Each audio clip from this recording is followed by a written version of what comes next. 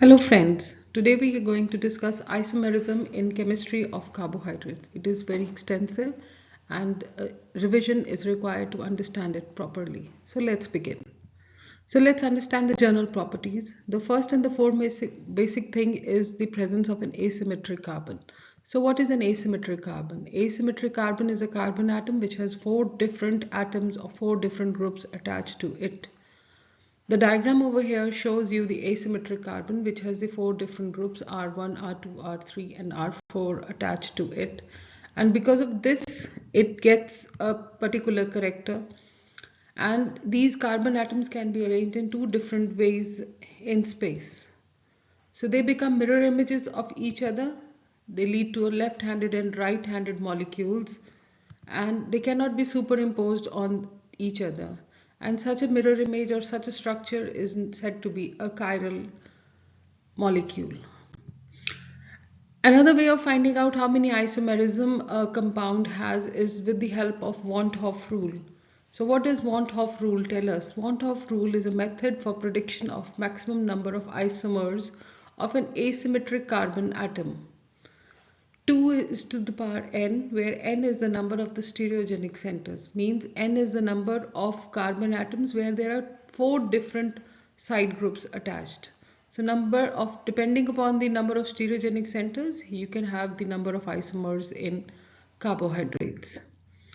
Now, in carbohydrates, there are different types of isomerism. The first one to discuss over here is the D and the L isomerism. Reminding you, it's a capital D and capital L isomerism. This isomerism is based upon the stereoisomers of carbohydrates. The second type of isomerism that is there is small d and small l, which is based upon the optical activity of the carbohydrates. The third isomerism comes into action when these carbohydrates they cyclize. They cyclize with the help of oxygen molecule, and if it is a six-sided ring, it's called a pyranose, and if it is a five-sided ring, it is known as a furanose structure. Next in the cyclic molecules comes the alpha and the beta anomers. Anomers are the cyclic carbohydrates. This happens at C1 position of the carbohydrate. So C1 position is normally non-asymmetric, but once it cyclizes, it becomes asymmetric, and because of that, the orientation of hydroxyl group and hydrogen group around it makes it chiral and gives rise to isomerism. Then another type of isomers are the epimers. Epimers are those carbohydrates which differ from each other around the orientation of hydroxyl and the hydrogen group around only one carbon atom. The rest of the molecule structure is exactly similar. And the last isomerism that is there is the aldose-ketose isomerism. This is on the basis of the functional group that is present in the carbohydrates.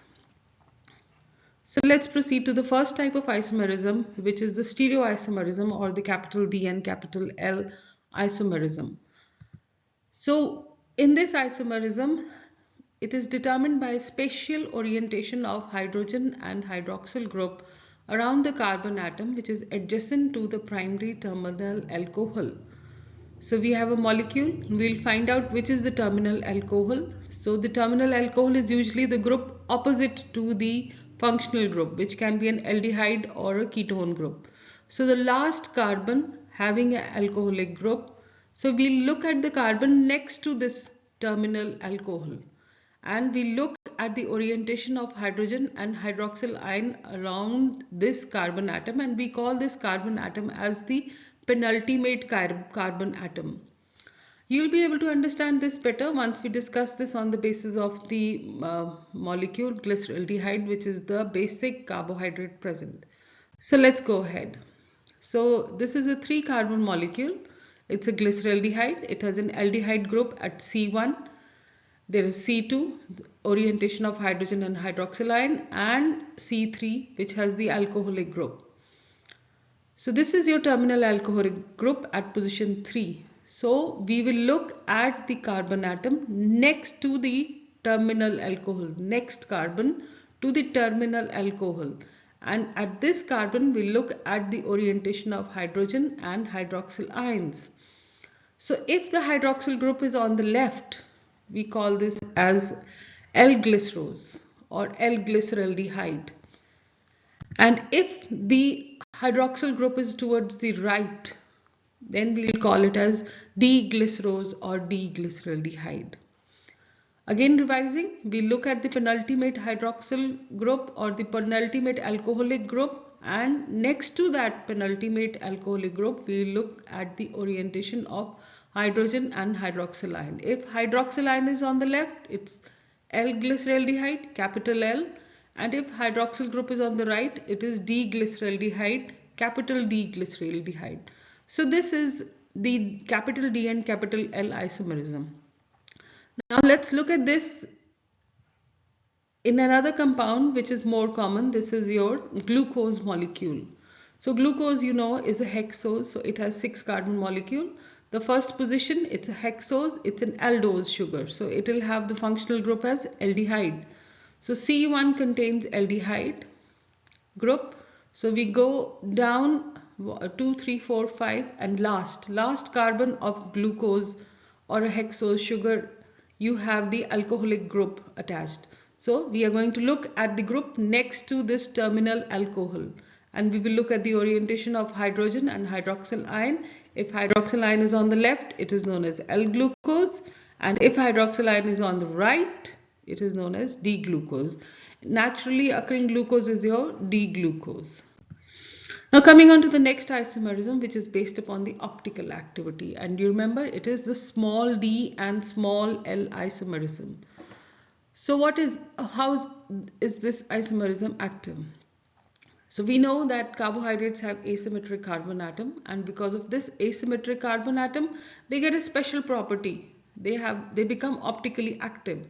So optically active means when we'll pass a beam of plane polarized light through a solution of carbohydrate, so this solution will undergo a particular rotation. So that is the way of telling that it is optically active. If the solution rotates towards right, it is dextrorotatory, and if the solution rotates towards left, it is levorotatory.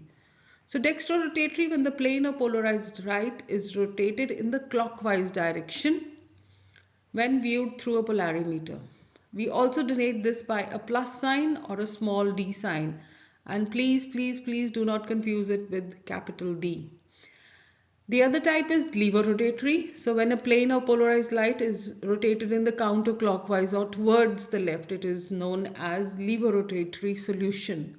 Remember, the carbohydrates have to be in a solution form to exhibit this isomerism, and we denote the levorotatory carbohydrate by a negative or a minus sign or a small l, and do not confuse it with the capital L. There are two different isomerism. Here we are talking about optical isomerism, the way a carbohydrate solution behaves to a plane polarized light. So what happens when we mix equal volumes of dextrorotatory and levorotatory? So if you mix plus and minus, obviously the net solution will have no optical activity.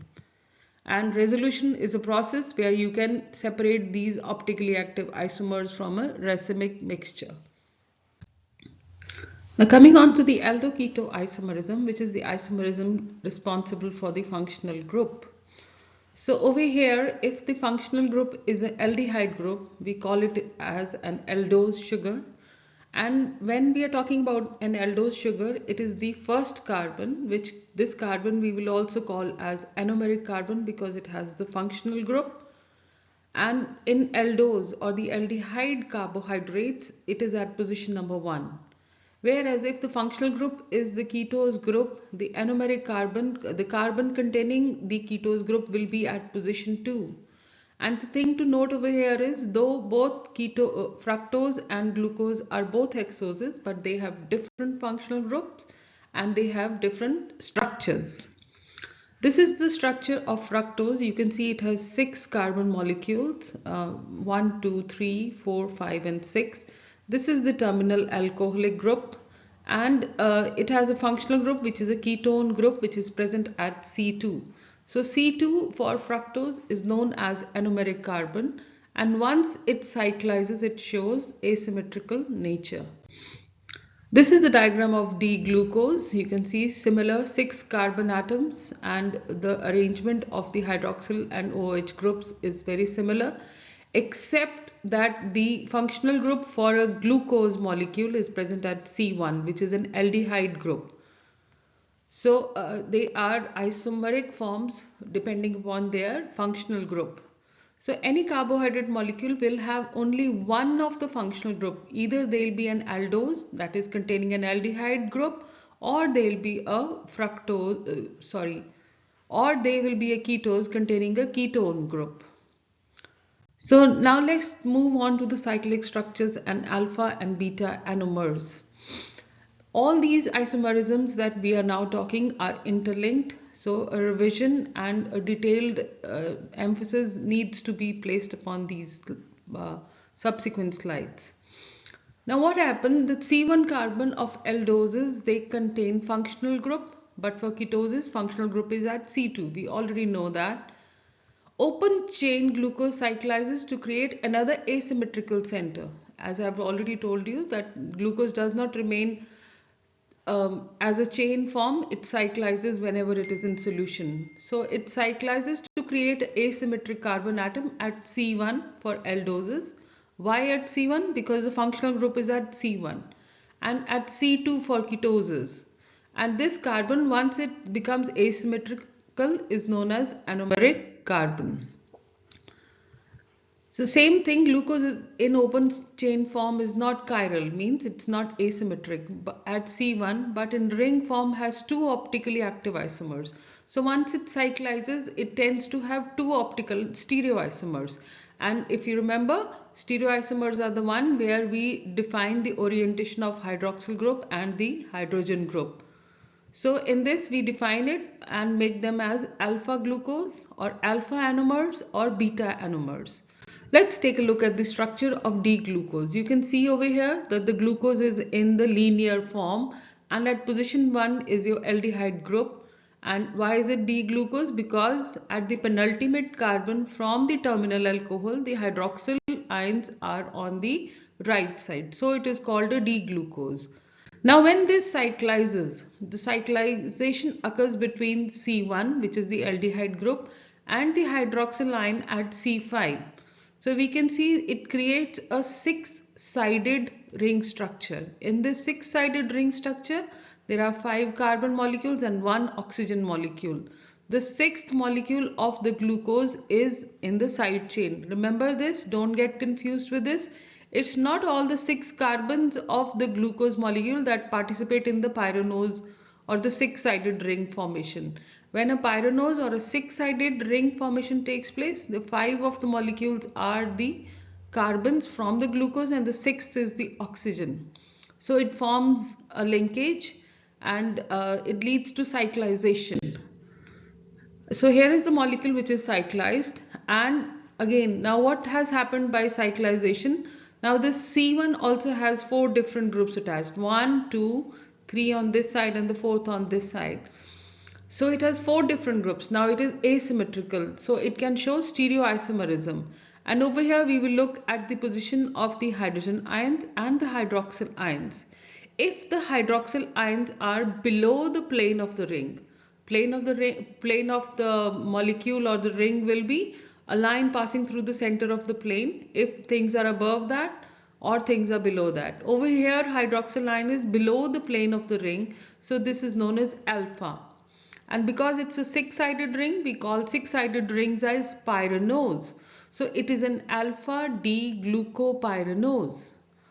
Similarly, if cyclization occurs and the hydroxyl ions are above the plane of the ring, so the anomer that is formed is known as beta D-glucopyranose. So when glucose molecule or a hexose molecule or any monosaccharide molecule cyclizes, it leads to the formation of one more asymmetric center, and that asymmetric center for the aldose sugar is at C1. If it had been a ketose sugar like fructose, it would have been at C2. So when this new center emerges, which is asymmetrical, it shows stereoisomerism, And in this stereoisomerism, if the hydroxyl ion is below the plane of the ring, it is known as alpha D glucopyranose. If it is above the plane of the ring, it is known as beta. Beta is above and alpha is below the plane of the ring. Now these cyclic structures are retained in solution, but isomerism occurs about at position 1, the carbonyl or anomeric carbon, to give a mixture. Once the cyclization occurs, there will be a formation of mixture. So firstly, cyclic structures are retained in solutions. So whenever you make a carbohydrate solution, it will cyclize. In crystalline conditions, it will not cyclize. So it makes a mixture of, because for glucose, for example, it will form alpha D glucopyranose. That means 38% of the glucose in cyclic form will be in alpha D form, and 62% of glucose will be in beta D glucopyranose form. So glucose is more stable in six-sided ring structure, and it is more stable in the beta conformation. Only less than 0.3 is represented by beta anomers of glucofuranose. Now what is a furanose? It is a five-sided ring structure. So five-sided means it has 4 carbons and 1 oxygen. Look at this diagram again, telling you about the cycling or cyclization of the glucose molecule. In the middle we have the glucose molecule, which is cyclized, which is linear, and on the left side. Now you might get confused, like we talked about the ring structure, which was a six-sided ring structure. Over here we are showing a ring structure, but we are not showing a proper six-sided ring structure. So for you to remember is, if the hydroxyl group is on the left side of the molecule, it is a beta glucose. If the hydroxyl group is on the right side in a ring structure, it is alpha. Again, to make you understand, comparing both the diagrams, so this is the beta D glucose, OH is on the left side, and this is beta D glucose, OH is above the plane of the ring of the molecule. Another diagram to show you alpha D glucopyranose, OH is on the right side and OH is below the plane of the ring of the molecule. Understanding more of the cyclic structures once again. These cyclic structures were first discussed in detail by Haworth as Haworth projections in 1929. The stable ring structure of monosaccharides, what he said was they can be stable either as a six-membered ring, which is a pyranose, or a five-membered ring, which is a furanose. The pyranose forms are hemiacetyls formed by combination of aldehyde or ketone group with hydroxyl ion of C5 or C6 carbon. So pyranose, you have to just remember that they are six-sided ring structures. And furanose forms are formed by combination of aldehyde or ketone group with the hydroxyl ion at position 4. So this is a diagram for glucose, and we have already discussed it. It should become more clear, and you know that more than 99% of the D-glucose is stable in the pyranose form. It is not stable in the furanose form. As you remember, it's only 0.3% of the D-glucose solution which stays in the furanose form. These are few other structures of fructose. So you can see on this side the structure of fructose, which is in the pyranose. So six-sided ring. So the combination is between C2 and the C6 of the molecule. And this is another beta D fructopyranose. And you can see the orientation of hydroxyl ions, and you can define whether it is an alpha or it's a beta. Below are the furanose form. So remember, for fructose, which is a levorotatory molecule, it is more stable in the furanose form. That is, it forms a five-sided ring structure. Now coming on to another related concept of mutarotation. Mutarotation is a term given to change in the observed optical rotation of a substance with time. So what happens when we make a carbohydrate solution and we leave it standing? We do not heat it, we do not cool it, we do not do any process on it. We just make a solution and leave it at room temperature. So once when it is freshly made, the solution has a different optical rotation. And after some time, the solution finally rotates and gets fixed at a different rotation. So it is a term given to change in the observed optical rotation of a substance with time. So over the time, solution changes its optical rotation. When either form is dissolved in water, right, its initial rotation changes with time. Eventually both solutions will have the same rotation. Glucose, for example, can be obtained in either alpha or beta pyranose form. We know glucose is more stable in pyranose, but in pyranose also there are two different forms, alpha form and beta form. So we can obtain glucose from two different forms. The two forms have very different physical properties such as melting point and optical rotation. For example, when we see the solution of alpha D glucose, the beta D glucose has an initial optical activity of plus, you know that, it's a dextrorotatory, 18.7, whereas the alpha D glucose has an optical activity of plus 112.2. But when you make a solution of them and you leave them standing for some time, it finally settles down at the optical rotation of 52.5. So mutarotation is the change in the rotation of a particular solution with respect to time.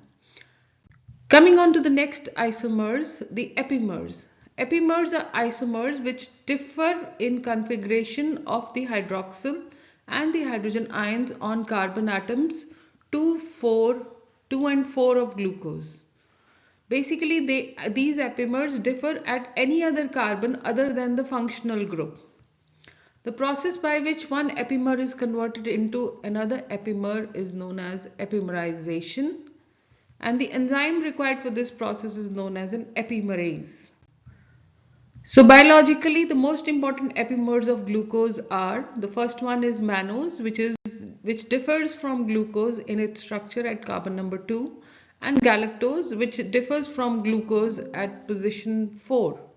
So this is the glucose molecule. Do you know that? It's a D-glucose. D-glucose, why? Again, I'm revising. How do we say it's a glucose molecule? It is 6 carbons. At position 1, it is an aldehyde group, and it is D molecule because the C5, which is the penultimate carbon from the terminal alcohol, the hydroxyl group is on the right side. And its epimer is galactose, and we said galactose and glucose, they differ from each other at position number 4. So you can see that the whole of the structure is identical except at position 4, where the orientation of hydrogen and hydroxyl ion is opposite as compared to the glucose. Another epimer we talked about was mannose. So mannose and glucose, they differ from each other at position 2. And how mannose and galactose are related? They are related to each other as they are known as diastereomers. Thank you for watching my class. If you have any queries, please feel to email me, or you can contact me at WhatsApp for more learning and for even for one-to-one sessions. Thank you.